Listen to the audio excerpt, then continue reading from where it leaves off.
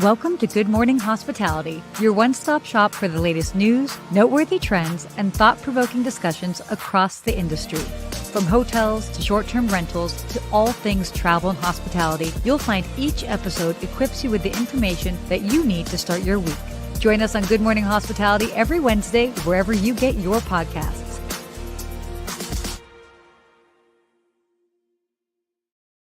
Good morning. Good morning, Sarah, and happy Wednesday to you. Yes, a very happy Wednesday to you as well. It's always nice being back and having a whole, I don't know, this is a fun highlight of the week, I have to say. I think so too. And some big news that I have to give you a shout out on. Oh, I don't know if you know, but you have a TED Talk out that is taking the world by storm. Oh my Amazing. gosh. Look at this. Oh my God, Thank look you. at that person. Look at Sarah on stage. Look at these power poses. Really communicating with the audience. Power poses. You were so funny. Yeah, they got some good photos. Wow.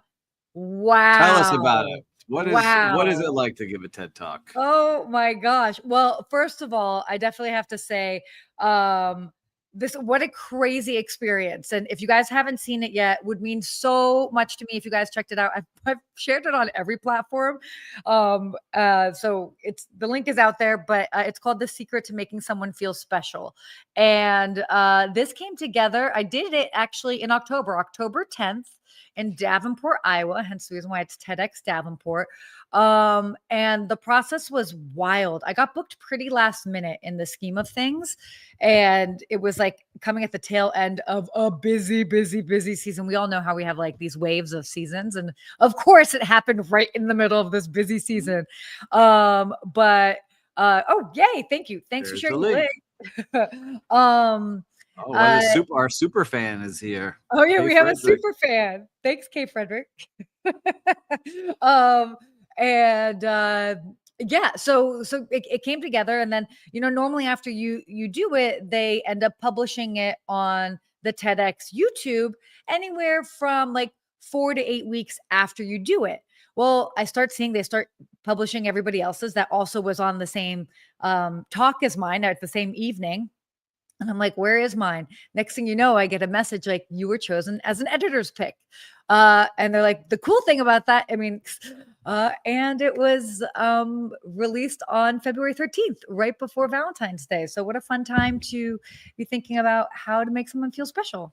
Yeah, congratulations. And for viewers and listeners, go check it out. Go give it a like, give it a comment. Let's help spread that positivity she was sharing across the globe. And it's a 10-minute video. It's a nice bite size. It's a great speech you made. You delivered it great because they don't have cue cards or teleprompters. Oh no, right? You're completely memorized. That's the other thing I think not a lot of people realize is it's fully scripted. They have to approve your talk, and they work with you to make sure it's constructed how they feel like it's the best way to be constructed. And then you have to be memorized. And it's in essence, word for word. So there's no winging it here. There's no like teleprompter, none of that. You have to, it is a full on memorized speech. So you did awesome. I was cheering you on. I was nervous watching. Like I was yeah, I know it is already done. I was just like, you were nervous. I was nervous. By the way, I didn't even see it until it came out. So even though I did it in October, never saw a video version of it until it would be like out in the masses. So I was like, man, I hope it's good. No, it was excellent. Proud of you. Good job. It's not easy to do that and command the stage like you did and deliver a message. So great job. Oh my gosh, what a process. So by the way, if anybody's out there and you have the dream to do a TED Talk, send me a note. I'd be happy to give you some pointers because I think all of us have special messages that mean a lot to us. And if you can use a platform like that to share what means a lot to you, I'm happy to help point you in the right direction. I want to see a room full of TEDxers. So happy to help others achieve their big dream of doing that too. So there we go. All right. I might be knocking on your door. I'm following your footsteps little by little. Maybe not technically knock on my door, but you can send me a note. Virtual door. All right, Sarah, with the jokes. Where's the drum roll over here? Oh my gosh. All right. So, well, obviously it makes sense. I will lead the charge on this one. Oh, wait, hold on. Wait, you gave me a nice moment for an accolade, but let me just go ahead and turn it around for you just for a brief moment, because I saw your post yesterday about how like you had like a little surge of extra people buying your book, and I'm so proud of you. Yes. So every bit counts, and that is a huge deal. So check it out. Thank you, Will. There it is. Yeah, I was shocked to wake up and see 150 books sold in a day and a half, which was shocking to me. I don't know where it came from, but thank you to everyone that bought a book. It means the world to me. It's not like a conference I'm going to bought it or anything like that. I just woke up and saw it. So love it. Thank you all very much for supporting. No, of course. I had to give you a shout out for that, because that's always a cool thing. Like when you have like your book out there, again, similar to like a TED Talk and all of that, you're putting, I mean, it takes time and effort. So kudos to you. And I mean, again, every additional person that has like your book in their hands, it's that much more meaningful. Yes. Thank you to all of you. Look at this. Great things going around at GMH this morning. Oh my gosh. All the things. We should do a gratitude session every morning. Yeah, that's not a bad thing. Yeah, I'm into it. Okay. So, we'll talk about my hometown, Los Angeles. Why don't I set this up for us? Yeah. Please. How about we set it up and I throw it as a question?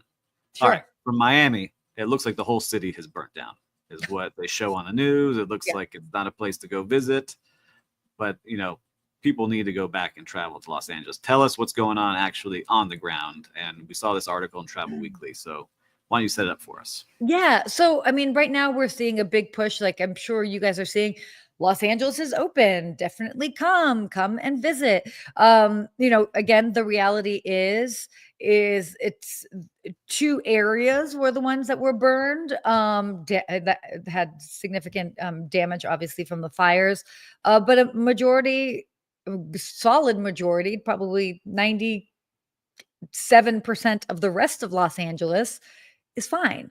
And so, I mean, I think it's always an interesting thing when you've got a sort of natural disaster that happens in a location, because the first reaction for other people is like, ooh, we won't come. We want to give them time. We saw this happen in Maui, for example, after their fires, and people were like, ooh, like not, there you go. So we can see the Los Angeles are saying, please come.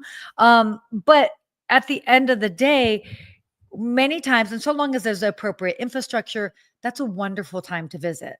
It's a wonderful time to visit because it generally isn't that crowded. But your visit helps bring funds to that city, that location. It helps with the infrastructure, all of that. So, hotels are saying, please come. There's space available. You can probably get better rates and all of that. And the restaurants aren't overly full or anything. So, it's this interesting time, but it definitely still has the LA spark that's going on out there. So, I think it's good. I think for seeing this, I know how much it impacts, especially like small businesses, not just the hotels, but like the cafes and the restaurants and the vacation rentals. It gets tough because I see it. We manage some homes in Western North Carolina that are, Airbnb. People can book them, vacation rentals. And it's tough out there. People aren't booking them. And so this time last year they were full and now they're sitting empty. And these are just a couple of people. But imagine that spread out times thousands. It's just, I think, a good thing to try to go to these places that the news makes look so terrible sometimes. But then when you're actually there, you're like, oh, okay, this is not so bad. What's going on? In fact, it's kind of nice because it isn't as crowded right now.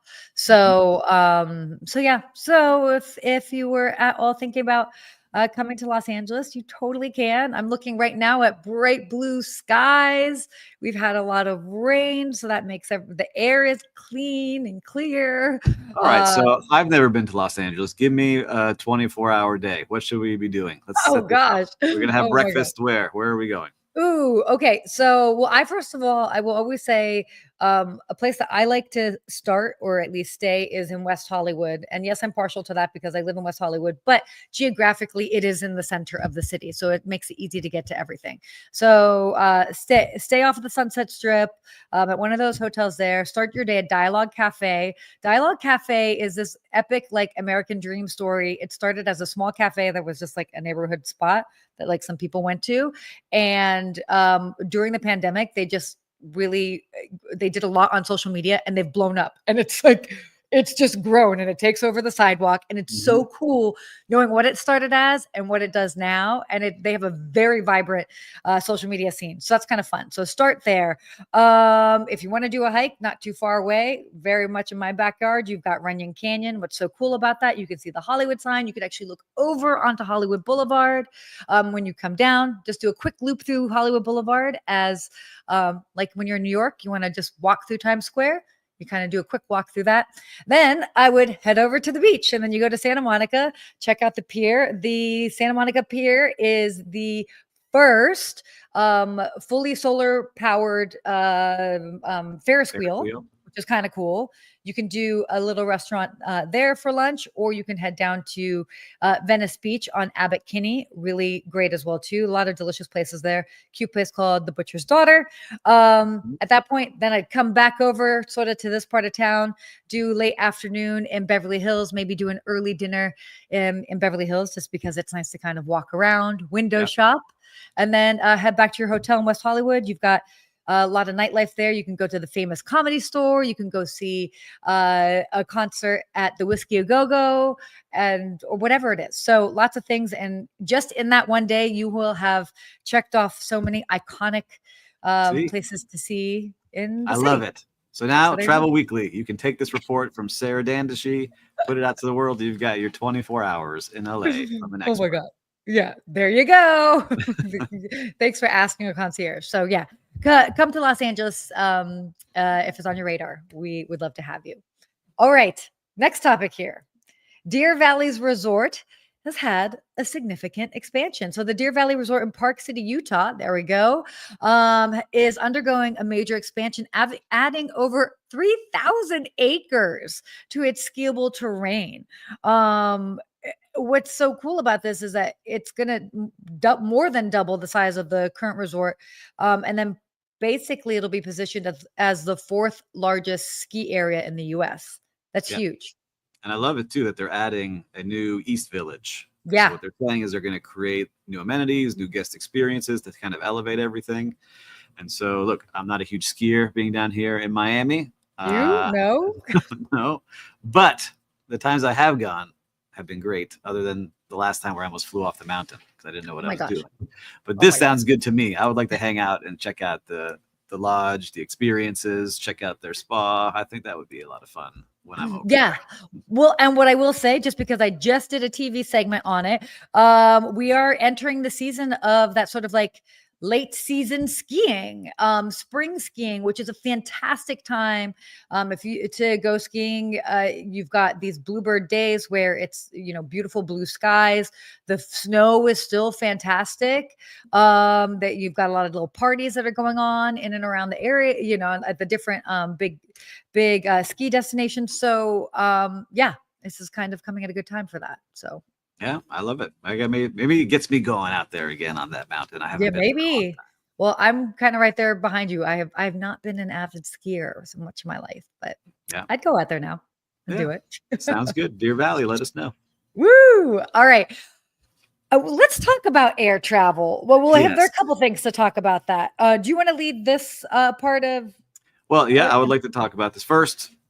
We've got a lot of airplanes falling out of the sky, which is making me nervous to travel through airlines and airplanes, but I know that there's millions of flights that go around the world every day, and it's a safe thing to do. So I don't know, gets me a little nervous going out there. Before we jump into this news, what do you think? Like, we've seen a lot of videos of these things. We just saw the Delta flight. Luckily, everyone was safe, which is amazing. If that is not an advertisement for why you need to wear your seatbelt, I don't know what is. I mean, the fact that everybody survived. I mean, I saw an interview with a gentleman. Oh, so for those that don't know, you probably do because it's been all over the news, but a Delta flight flying into Toronto, I think it was from Minneapolis. Yep. And it was one of those smaller planes, the CRJ 200, I think. Basically went in for landing, kind of like smacked the ground and kind of like bounced a little bit and then almost like rolled over. Rolled over, which is insane. All of the passengers on board got off. Everybody was okay, miraculously. It's interesting. Like, I don't know what's going on because these all seem to be freak random. instances. They're random and they're not related. They're not the same. They're just, I mean, I don't know that you could say this would have to do with like the air traffic controllers. I don't No, I feel like don't know. that's the case. I Yeah. just think you said it right. Like I was actually, when I read that, I was thinking about all the people that work on that plane that made sure everyone was wearing their seatbelt, was sitting the Yeah. right way, took care of everyone, because it could have gone a whole different way if they hadn't done that. So I'm happy to hear that. But let's talk about some other things that are going on in the airports. And I've talked about this with you before. So no, I love talking about this. So airport lounges facing overcrowding challenges. Yeah. Right. And so we've talked about this a bunch. There's more credit cards, there's more points, there's more people trying to be exclusive and to get into that club. And they're having a lot of problems. So JetBlue is planning to debut its first lounges at JFK and Boston. And they're trying to focus on more of the experiences. Yeah. I keep saying that treat the whole airport that way. And then you don't have to have all these lounges everywhere and have those unique experiences throughout the airport. So airports could get ahead of this. But yeah, they're packed. Every time I've traveled, it is slammed in these lounges. So what do you think when you see all of this going on? Well, I love that you bring this up, is that like make the whole airport like elevate the whole airport experience. And I think, and for those that travel significantly internationally, I think we can really look to international airports that have really done a fantastic job. Like the airport in Doha, in Dubai, in Istanbul. I mean, even the airport when I was in Cambodia, it's a brand new one. Like it's a destination in and of itself. I feel like in the US, we're a little bit behind. Granted, there's a lot of airports, especially regional ones. But if you elevate the experience, for sure. They're starting. Like Miami they're starting to get there in one wing. New York has done a couple of things at LaGuardia that are pretty nice. And same in Los Angeles. I mean, it's, oh my gosh, I feel like they've been working on the airport here forever, which by design is challenging, and it's very much at capacity. But yeah, I mean, you kind of mentioned it. Like so many people have credit card perks, this, that. Everybody's become a smarter traveler, and they are taking full advantage of these of the lounges. And I mean, I get it because I travel a lot. So for me, it becomes my second home when I'm on the road, as far as like, okay, no, I can get a bite to eat and do that. But it's what we're seeing. And that's, I think we got a lot of the airlines got a lot of pushback because they sort of changed their status program, because so many people were able to reach status. And they're like, well, I have status, so I should be able to get into these lounges. And so they've been trying to thin the herd so that, not everybody has such high status, and hopefully will then ultimately thin the herd, so to speak, in the lounges. But yeah, it's tough. It's tough. I have an experience from Boston this past when I went for New Year's, right? So I didn't talk about this. I went to the Delta Lounge with my family, so 4 of us, and presented my American Express Platinum card, and they said, okay, it's you plus a guest, and you have to pay $50 for the kids. Yeah. And I was like, okay, well, I have 2 credit cards. I have a business one and a regular one. Yeah. And they're like, no, it doesn't work that way. I was like, well, I have a third one too. We have all the benefits on 3 of these platinum cards. I can't get in. They're like, no, you still have to pay for everybody. Yeah. So slightly annoying that, yes, I've spent all this money on all these credit cards for business and personal, and I still couldn't get a family of 4 into a lounge without paying the extra $100 for the kids. Yeah. And that did totally. And then you sit there and you're like, is it going to be worth $100? Like, will we eat $100 worth of food or this, or we'll see you later. So I was a little annoying, right? It's like, all right, yeah, what are we doing here? No, it's tough. It's tricky. I get it. I actually just saw on a thread today on a Facebook group randomly that somebody was saying that they have priority pass, and they're like, what is the point of it? I've had priority pass for a year, and they're like 95% of the time that I go to a lounge that accepts priority pass, I can't even get in. And I was just like reading the comments because I get it. I see it. I also have priority pass. It tends to work a little bit better, I feel like, internationally, but it's based on the occupancy. And obviously, if we're talking about airport lounges are facing overcrowding, it's challenging. Wait, what airport was I just at? I was just at one that had a Chase Sapphire. I think the Chase Sapphire, that might have been in Phoenix. Not like I've been to that many. Yeah, airports. I saw it in Phoenix when I was connecting there. I saw one there. With the Chase Sapphire one? Yeah. Yeah. I wanted to go in so badly because like haven't been in a Sapphire lounge. So I was like, oh, this would have been cool. I just, for some reason, didn't There have was a time. line in that one too. But for listeners out there and viewers, are you having the same trouble too as you're flying around? I know a lot of you do a lot of traveling. I'd love to hear Yeah, you do a little report back on this one. I know. It's my pet peeve now. Now I'm annoyed by him. So Oh, right. So funny. That's a pet peeve. Yeah, no, I get it. Okay. So speaking more about airlines, there's navigating airline seat downgrades. So yeah, this is not the seat that you paid for. Here's what to do if you get downgraded on a flight. yeah, Ooh, what do I do? I have a big ooh. flight coming up. What happens? I mean, ultimately, it's like you have to document what happens. You know, make sure that you've got proof that you were in one seat and then you were downgraded to another, and then reach out to the airline after the fact. Most of the time, you'll get compensation for the difference. I had a similar thing happen on the way back, right in December, on the way back from St. Thomas. My colleague was booked on first class, and I was in regular class, but using my status. And then they squeezed us on a flight. We both got into Delta Comfort. I technically still got like an upgrade because of my status. She had, even though she had paid for first class, she had to do Delta Comfort. And then they ended up giving her a significant amount of points in as an apology for it. Yeah, as a trade. I mean, to be fair, we were also flying standby. So that also happens. But yeah, I mean, I feel like the downgrades really happen more so when they're changing the planes. So let's say they've got like a big plane and it has, yeah. So that's really when you're seeing it, because I know people are like, wait, what? How is this happening? It is a rare circumstance. It would be a downgrade if you're flying standby and like they just can't put you in the class that you had originally booked, but you are getting on the earlier flight. So they help you out that way. Or if they're changing the actual plane. And I've actually been upgraded when they've changed planes. So it just depends. But again, you just kind of like keep track of it and then reach out, because they'll definitely compensate for it. Yeah, it seems like it's not a huge thing, but be aware of what you got going on there. I like it. Totally. All right. Ooh, this last little time, we talk a lot about airlines and stuff today. So this was interesting. I don't know if we saw the picture for the, okay, yeah, look at this. So cabin crew is under investigation for on-wing photo shoot. Like, what is going on? They decided, influencers in the wild, what's happening? The airline has now launched an investigation because there were several, not just one, but several flight attendants who were caught opening up the emergency exit, big no-no, and posing for photos on the aircraft's wing while waiting for takeoff. OMG. Yeah. And this, before anyone asked, this was not planned. So this was not like, hey, let's organize this with the airline. We're going to get a nice PR photo on the wing for some reason. This was just the team deciding, hey, let's get this picture out here on the wing. Let's open up the emergency door. Let's walk on the wing that may or may not fall off. Everyone's nervous about the ring is not going to fall off. Yeah.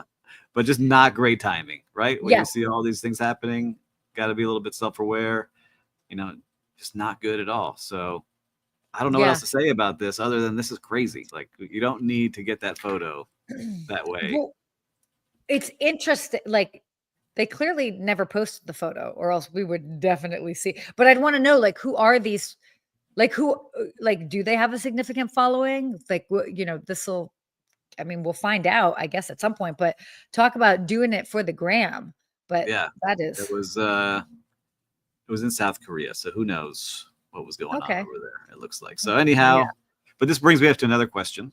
Okay. We can maybe flip this just a tiny bit. Yeah. A lot of people at work, everyone has their phones now. Yep. Take pictures at work and sometimes post things they shouldn't.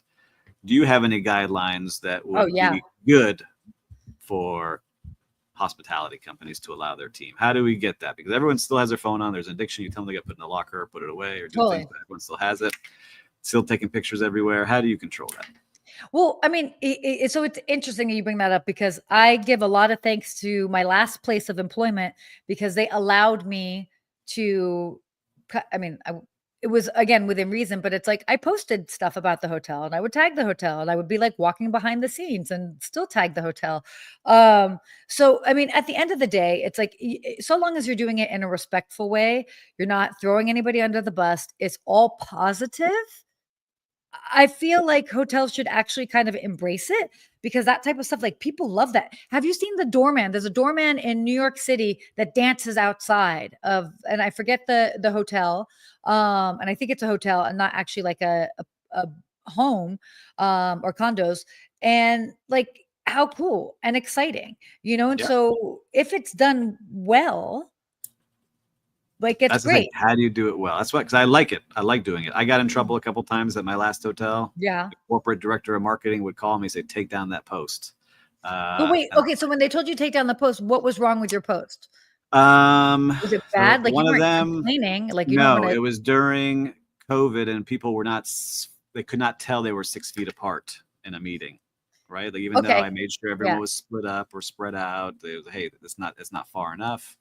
Another one was, that's also fair. That was a weird time. that was a weird one. Another one's like back of house. They didn't want back of house being shown at a corporate level. I was like, okay, whatever, So I took those down, but for the most part, I would do Oh, things. yeah, this I would do guy. things.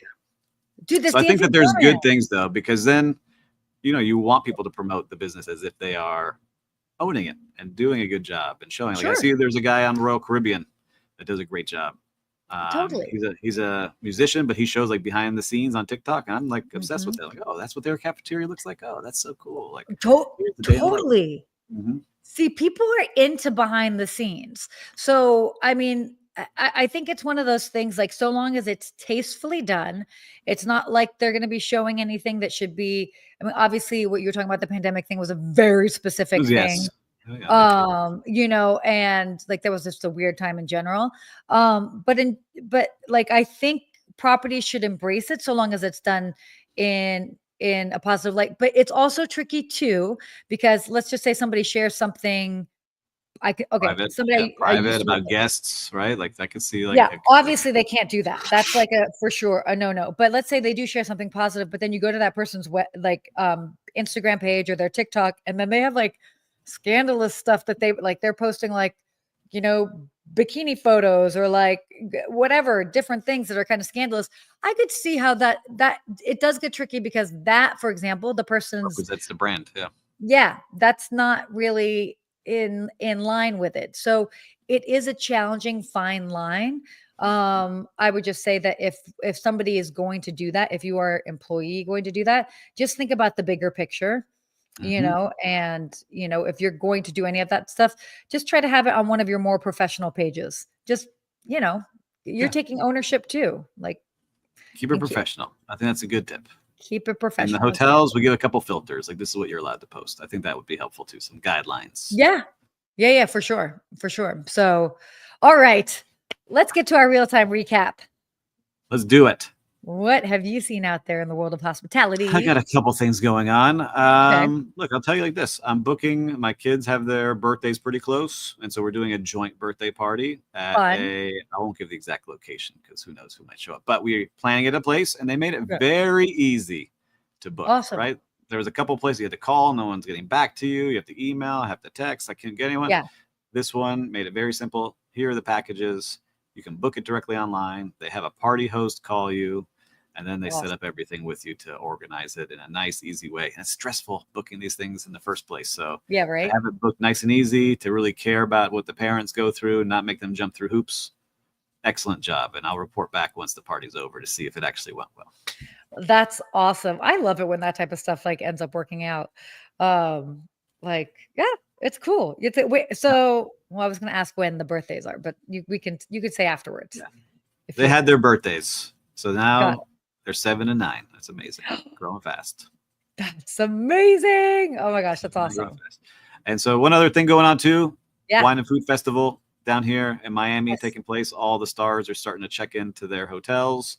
I'll be at the tribute dinner, which is the big event on Saturday night at the Lowe's Miami Beach Hotel, where they honor some of those. Amazing. So excited to be there. I'll share some pics with everyone afterwards. Ooh, that'll be so fun. So fun.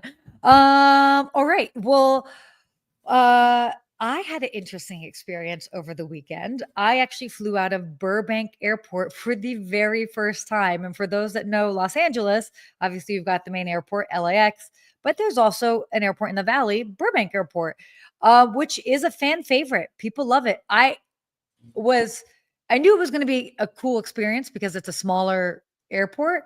But it's like really small. It's crazy. Like I just kept thinking, how is this an airport in a major city? I mean, you roll up and from first of all, they have valet parking. I mean, you have valet parking in like some big ones, but it was reasonably priced valet parking. To be fair, I also had a very tight turnaround. I was supposed to be on TV at 8:20 a.m. My segment was at 8:40 a.m. and my flight was leaving at 9:40 a.m. So I had a very bit of a busy morning. But I got there and before my flight, dropped off my car with valet, went through. Of course, I was still dressed up like in a blazer, belt, whatever, run through TSA.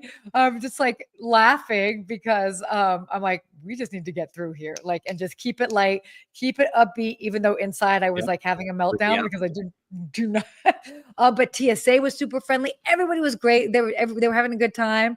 I love that I like walked up to the TSA guy. I was just like, all right, I fly all the time, but I'm never dressed like this when I travel. What do I need to take off to make this a smooth process? He was like, boots and belt. I'm like, done. And like, we went through and everyone was like, oh, good job. You did it. Like, it was like, who knew TSA would become like a group event, you know what I mean? Like a team effort. But it was fun and it was a great airport. Everybody was super nice there. So shout out to everybody working at Burbank Airport that's keeping that small town spirit alive while you're in a major city. So yeah. Yeah, There you I go. love it. That's All my right, little story. Burbank Airport. You got to check it out. Put it on the radar. Put it on the radar. Okay. Why don't we get here to our hospitality quote? Ooh, All you want right. to read that? Quality is never an accident. It is always the result of an intelligent effort by John Ruskin. And that is true. Those are all the small details that we think about, especially in hospitality. There's so many moving pieces, whether it's training or equipment or vibe or music or scent or whatever it might be, that all come together to give that quality. So I love that quote. Yeah, it's great. No, and it is quality is intentional, and it's like, and that's the whole thing. It's like, as you mentioned, it's like all of these aspects are working together to really like elevate whatever the experience is. So Yeah, whether experience or products. Like I'm looking for more and more quality products. I feel like all the stuff we buy now is like you buy it and it's broken in a year, whether it's clothes or technology or other things. It just seems like the quality has gone down in a lot of it's just things. not the same. We are living in a fast consumer lifestyle, and it's wild. Yeah, I could talk about that a lot too. Next episode. We could. Next episode, we'll talk about fast consumerism. Wow. Well, this was a fun show. Yeah, we talked about a lot of travel, a lot of good things, and congratulations again on the TEDx talk. Make sure to check out Sarah's TEDx. It's in the link is in the comments here. Make sure to check it out. Go support Sarah. All the stuff she does for us. Go give her a like on that video. Oh my gosh, you were too kind. And go buy Steve's book, okay? Yeah. If you haven't done it yet, go do it. Yes. Keep it going. Oh my God. There we go. Keep it there going, we go. folks. Keep the support going. All the things. We love you all. Stay hospitable, everybody. Yes, stay hospitable. Bye.